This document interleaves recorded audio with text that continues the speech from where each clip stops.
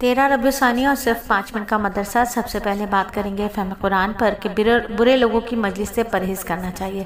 سورہ انعام کی آیت نمبر 68 میں مسلمانوں کو ایک بہت ہی اہم اصولی ہدایت دی، جس کام کا خود کرنا گناہ ہے اس گناہ کے کرنے والوں کی مجلس میں شریک رہنا بھی گناہ ہے، اس سے اجتناب کرنا چاہیے۔ معلوم یہ ہوتا ہے کہ مسلمانوں کو ہر ایسی مجلس سے کنارہ کشی اختیار کرنی چاہیے جس میں اللہ یا اللہ کے رسول یا شریعت اسلام کے خلاف باتیں ہو رہی ہیں، اس کو بند کرنا یا کرانا یا کم از کم حق بات کا اظہار کرنا اس کا قبضہ اور اختیار میں نہ ہو۔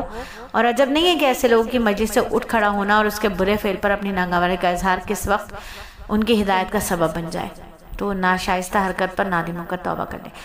دیکھیے ہوتا کیا ہے کہ آج ہم دیکھتے ہیں اللہ تعالیٰ کے قوانین ٹوٹ رہے ہیں، اللہ تعالیٰ کے احکامات توڑے جا رہے ہیں، مسلسل توڑے، اور ہم ان کے ساتھ شریک ہوتے ہیں۔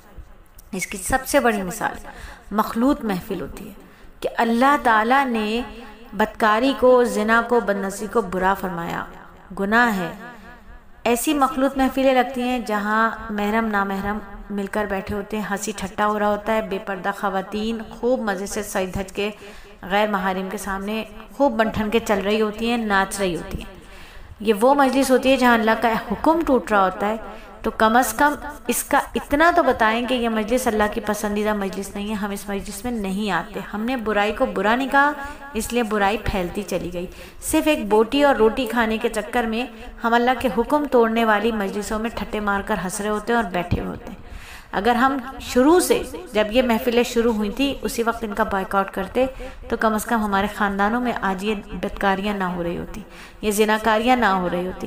شادیوں میں لڑکے لڑکیوں کا ملاپ ہونا، فون پر ویڈیو کالز کے ذریعے سے ایک دوسرے سے بات چیت ہونا، گناہوں کا سرے عام کھلے عام ہونا، اور لوگوں کو جگہ مہیا کرنا کہ آؤ یہاں سب بے پردہ عورتیں آ جائیں کیونکہ ہم نے ایک مخلوط محفل کا انعقاد کیا ہے۔ تو اس میں کم از کم اتنا تو ہو کہ ناگواری کا اظہار کیا جائے کہ اللہ تعالیٰ کی ناراض کرنے والی محفل ہے یہ۔ اور آیت کیا ارشاد ہے کہ یاد آ جانے کے بعد ظالم قوم کے ساتھ نہ بیٹھو۔ اگر بھول گئے ہیں آپ اور میں تو ایک دوسرے کو یاد دلائیں کہ ایسی محفل اللہ کی پسندیدہ نہیں ہے۔ خدا کا واسطہ اللہ کی نافرمانیاں نہ کرو۔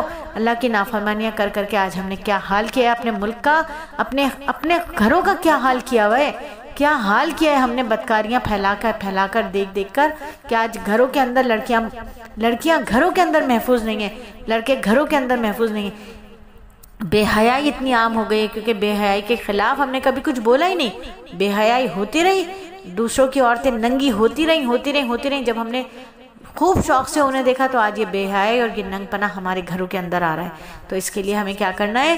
ہمیں کم از کم اس برے فعل پر ناگواری کا اظہار تو ضرور کرنا ہے۔ پھر حدیث کو یاد کر لیجئے کہ نیک اور بد ہم نشین کی مثال ایسی ہے کہ اللہ کے نبی صلی اللہ علیہ وآلہ وسلم نے فرمایا نیک اور بد ہم نشین کی مثال مشک رکھنے والے اور بھٹی دھونکنے والے جیسی ہے۔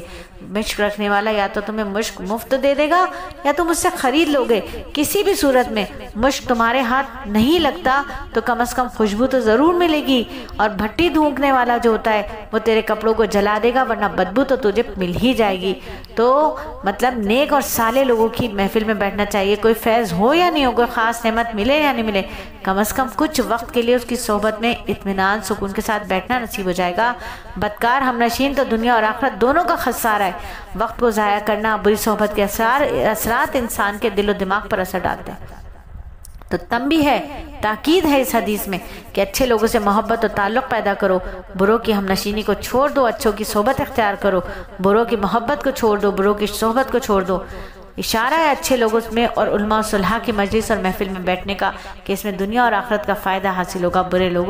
برے لوگ یعنی بدکار فاسق کی صحبت ہم نشینی دنیا آخرت کو برباد کر دے گی۔ تو نیک شخص کی ہم نشینی کے اصول کے لیے دعا کرتے رہنا چاہیے کہ اللہ مجھے نیک اور صالح ہم نشین عطا فرما۔ اور یہ دعا ہے کہ یہ دعا جو حضرت علقمہ رحمۃ اللہ علیہ نے ملک شام جانے کے بعد مانگی تھی تو اللہ تعالیٰ نے انہیں صحابی رسول حضرت ابو الدرداء رضی اللہ تعالیٰ عنہ کی صورت میں بہترین ہم نشین عطا فرمایا تھا، اللہ مجھے نیک اور صالح ہم نشین عطا فرما۔ تو نصیحت آج کی یہی ہے کہ بچپن ہی سے نیک صحبت کا اہتمام کرنا ضروری ہے۔ اولاد کو دوسری فکروں کے ساتھ ساتھ یہ فکر بھی ہو کہ بچپن سے ان کی صحبت اچھی ہو، نیک ہو، اچھا ماحول ہو، علماء کے ساتھ بیٹھیں، علم والوں کے ساتھ بیٹھیں، عمل والوں کے ساتھ بیٹھیں، اور ایسی مجلسوں میں بچوں کو لے کر بھی جانا چاہیے، بزرگوں کی اصلاحی نشستوں میں بھی شرکت کرنی چاہیے، دینی کتب گھر میں رکھنی چاہیے، ان کو پڑھنا چاہیے، ان کو بچوں کو سنانا چاہیے۔ اچھی صحبت ہوگی تو نیک اعمال، نیک اولاد ہوگی، اخلاق اچھے ہوں گے، دین قائم رہے گا۔ عربی کا محاورہ ہے نا کہ جو چیز بچپن میں سکھائی جاتی ہے وہ پتھر کی لکیر ہوتی ہے، اس کا اثر تا دیر باقی رہتا ہے، یعنی بچپن کا بچپن تک رہتا ہے۔ اس لیے گھر کا ماحول بھی دیندار بنانا چاہیے، والدین کے آپس کی رواداری، رہن سہن سے بچوں پر بڑا اثر پڑتا ہے۔ والدین کو چاہیے کہ آپس میں ایک دوسرے کی عزت کریں، اخلاق سے پیش آئیں، بچوں کے سامنے